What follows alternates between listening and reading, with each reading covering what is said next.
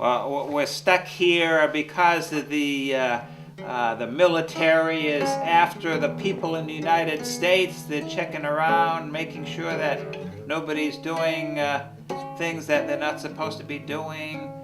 We're kind of hiding out here because we're kind of like free spirits. And the free spirits are kind of being attacked by the government. Gestapo stormtroopers going around and checking to make sure everybody has their voter ID cards. If you haven't got a voter ID card, you possibly might be put into the Blackwater military prison.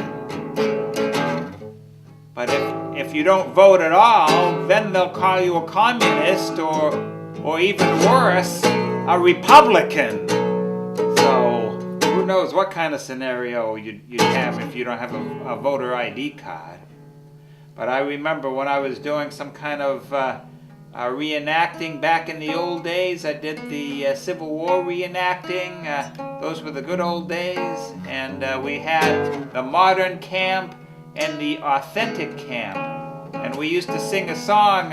People were wondering why our group didn't go to the authentic camp, because everything in the authentic camp, everything was authentic, and we were stuck in the modern camp. And so we came up with this song. I'm going to sing it for you.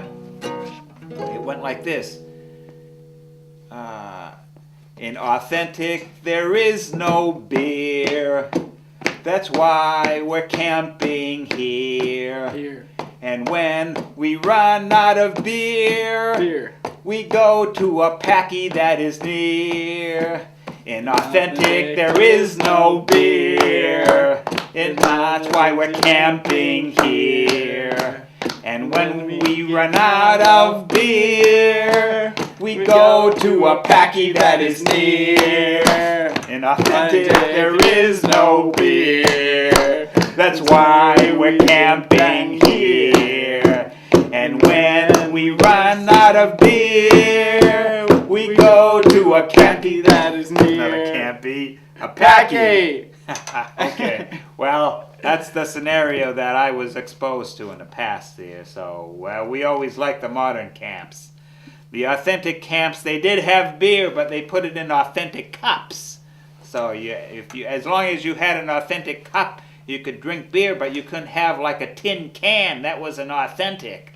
So, the authentic people were always fanatical. They wanted to make sure everything was authentic. So, now we're here in this scenario over here, and we're stuck in this building, and we don't know what to do. We're kind of thinking about sending messages out into the world. Sort of like they used to do, sending messages out into outer space, trying to reach extraterrestrials.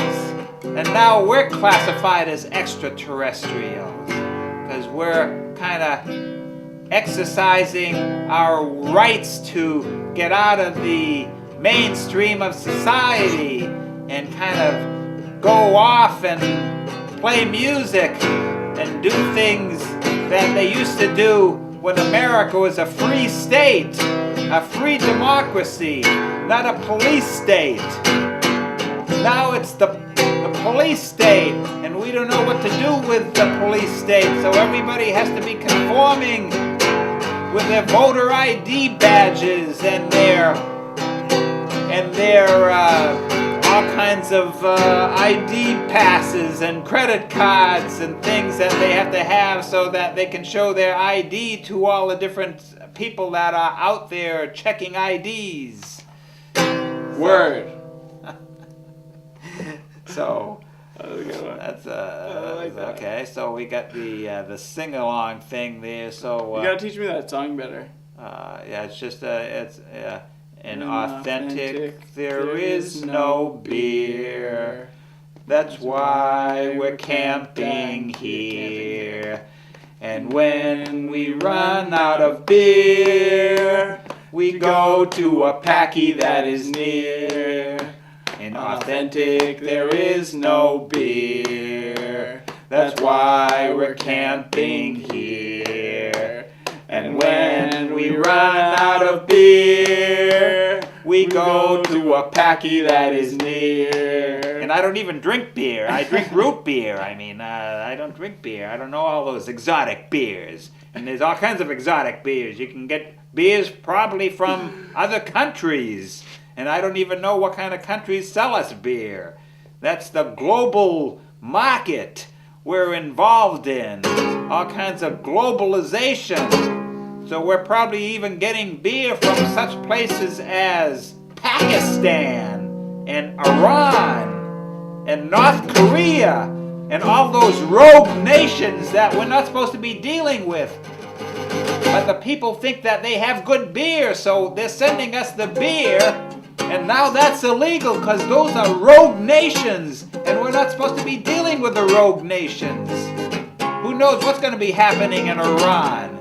Maybe they're going to have the United States bomb the beer factories, thinking that they're chemical factories, but they're actually beer factories. And we're going to not get any more beer from Iran. So I don't know what's going to happen. We're going to have to go to another country and bomb some other place. So that's the way things are in this day and age. The United States, they're attacking beer factories, thinking that they're chemical factories. And who knows what kind of scenario that they think up. You know, we could be attacking some country on some kind of minor violation, such as sending us tainted toys that have lead paint in them. We might attack those kind of countries like China, because they're sending us these dangerous toys. We might have some trouble with these toys, and the kids will be getting lead paint poisoning. And we'll be having all these kids with lead paint poisoning, and they'll be dropping in the streets, and they'll be lying there, and nobody's willing to pick them up because everybody thinks that they're contaminated with beer from Iran or something, with the nuclear facilities out in Iran. Iran has all this nuclear waste around there, and it's probably contaminating on the beer, and people drinking the beer from Iran, and they're getting contaminated. Who knows?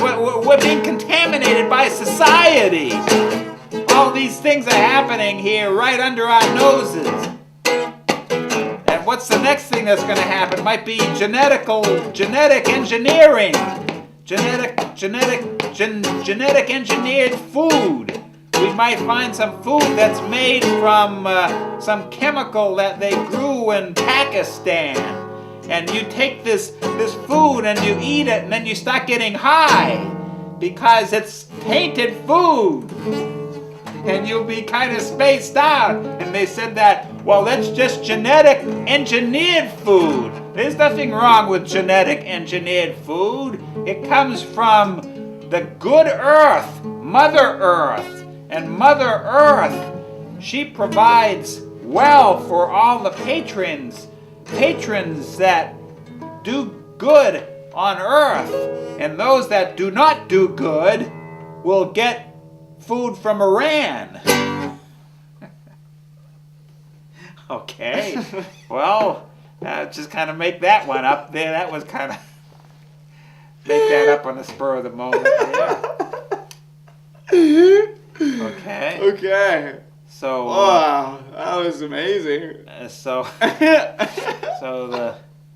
Now we gotta come up with another story. There, you must have a story. Okay, I don't know.